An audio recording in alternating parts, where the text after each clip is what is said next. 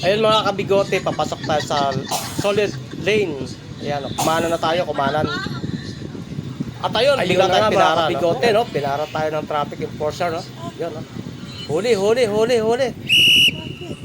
Natin kung makakalusot to mga kabigote. Tingnan natin. Patay ka. Pwede abulin doon.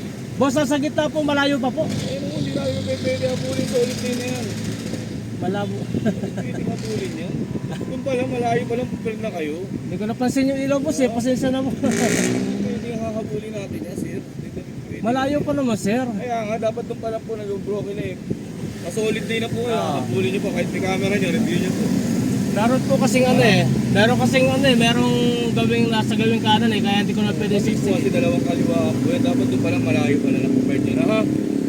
Sir, pasensya na po. May camera. Po, ha? Sige po, alam ko na po. Okay.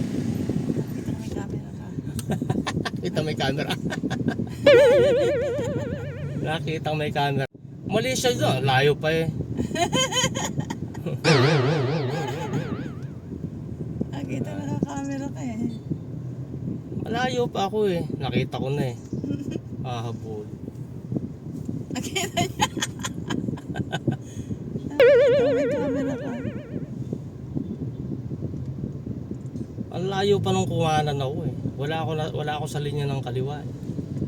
Kaya nga, ba't nagulat ako? Ano natin mamaya yun. Nakita niya yung camera ko eh.